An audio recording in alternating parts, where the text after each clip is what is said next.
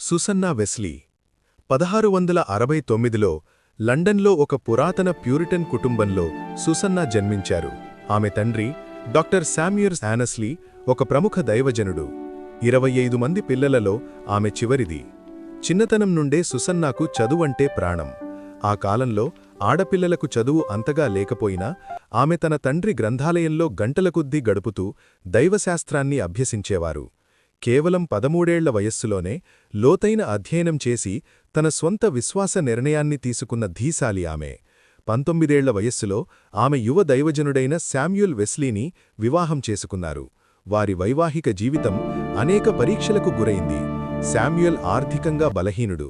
అప్పుల వల్ల ఆయన 2 సార్లు జైలుకు వెళ్లాల్సి వచ్చింది. ఆ సమయంలో సుసన్నా ధైర్యంగా నిలబడి కుటుంబాన్ని నడిపించారు. ఆమెకు 19 మంది పిల్లలు పుట్టగా వారిలో 9 మంది శైశవ దశలోనే చనిపోయారు. ప్రతి బిడ్డ మరణం ఆమెను కృంగదీసినా ఆమె ప్రార్థనలో శక్తిని వెతుక్కున్నారు. 1709లో వారి ఇల్లు తగలబడినప్పుడు 6 ఏళ్ల జాన్ వెస్లీ మంటల్లో చిక్కుకున్నాడు. కిటికీ ద్వారా అతడిని అద్భుతంగా రక్షించినప్పుడు ఈ బిడ్డను దేవుడు ఒక ప్రత్యేక ఉద్దేశం కోసమే మంటల నుండి లాగి రక్షించాడు. సుసన్నా తన పిల్లలను కేవలం పెంచడం కాదు, దేవుని సైనికులుగా తయారుచేశారు. ఆమె పాటించిన 16 నియమాలు ఇవే: ఆహార సమయం, భోజన సమయాల్లో ఏమీ తినకూడదు. నిద్ర, రాత్రి 8 గంటలకల్లా అందరూ నిద్రపోవాలి. క్రమశిక్షణ, చేదుమందులు వేసుకోవాల్సి వచ్చినా సరే మూర్ఖంగా ఏడవకూడదు.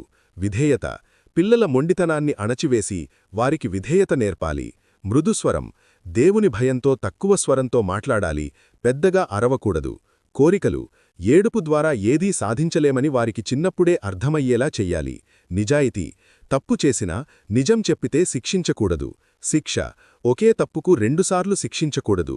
మెచ్చుకోలు, పిల్లలు చేసే ప్రతి చిన్న మంచి పనిని అభినందించాలి. మర్యాద, ఇతరుల వస్తువులను వారి అనుమతి లేకుండా తాకకూడదు. వాగ్దానం, ఇచ్చిన మాటను నిలబెట్టుకోవడం నేర్పాలి. అందరికీ విద్య, ఆడపిల్లలకు కూడా చదవడం రాయడం నేర్పించారు. తొలిమాట, మాట్లాడటం రాగానే ప్రార్థన చేయడం నేర్పాలి. దైవభక్తి, ప్రతిరోజు ఉదయం సాయంత్రం బైబిల్ చదవడం తప్పనిసరి. ఆరాధన, చర్చిలో అత్యంత భక్తిశ్రద్ధలతో ఉండాలి.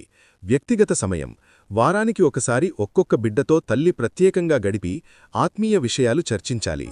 ఆమె కష్టపడి పెంచిన 2 కుమారులు జాన్ వెస్లీ మరియు చార్లెస్ వెస్లీ ప్రపంచాన్ని కదిలించిన మెథడిస్ట్ ఉద్యమాన్ని ప్రారంభించారు. జాన్ వెస్లీ లక్షలాది మందికి సువార్త ప్రకటిస్తే చార్లెస్ వెస్లీ వేలకొద్దీ కీర్తనలు రాశారు. సుసన్నా వెస్లీ తన కుమారునికి రాసిన లేఖ: ప్రియమైన కుమారుడా, నీవు అడిగిన దానికి నా సమాధానం ఇదే. పాపాన్ని కేవలం బాహ్యమైన క్రియల ద్వారానే కొలవలేం. ఏ విషయమైనా సరే అది నీ వివేచనను, రీజన్ను బలహీనపరిచినా, నీ మనస్సాక్షి, కాన్షియన్స్ యొక్క సున్నితత్వాన్ని దెబ్బతీసినా, దేవుడి పట్ల నీకున్న భక్తిని లేదా ఆసక్తిని మరుగుపరిచినా, ఆత్మీయ విషయాల పట్ల నీకున్న రుచిని పోగొట్టినా, క్లుప్తంగా చెప్పాలంటే నీ ఆత్మపై నీ శరీరానికి అధికారాన్నిచ్చే ఏ పనైనా సరే అది నీకు ఎంత నిర్దోషమైనదిగా అనిపించినా అది నీ దృష్టిలో పాపమే అవుతుంది. కాబట్టి నీవు చేసే ప్రతి పనిలోనూ అది దేవునికి నిన్ను దగ్గర చేస్తోందా లేదా దూరం చేస్తోందా అని ఒక్కసారి పరీక్షించుకో. ఈ మాటలు జాన్ వెస్లీ జీవితాన్ని పూర్తిగా మార్చివేశాయి.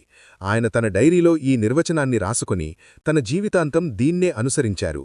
సుసన్నా వెస్లీ జీవితం మనకు నేర్పే గొప్ప పాఠమేంటంటే, ప్రపంచాన్ని మార్చడానికి నువ్వు వేలమందికి ప్రసంగించక్కర్లేదు. నీ ఇంట్లో ఉన్న పిల్లలను దైవభీతిలో పెంచితే చాలు, వారు ప్రపంచాన్ని మారుస్తారు. జాన్ వెస్లీ ద్వారా లక్షలాది మంది రక్షించబడ్డారు అంటే దానికి కారణం సుసన్నా వెస్లీ మోకాళ్ల ప్రార్థన మరియు క్రమశిక్షణే.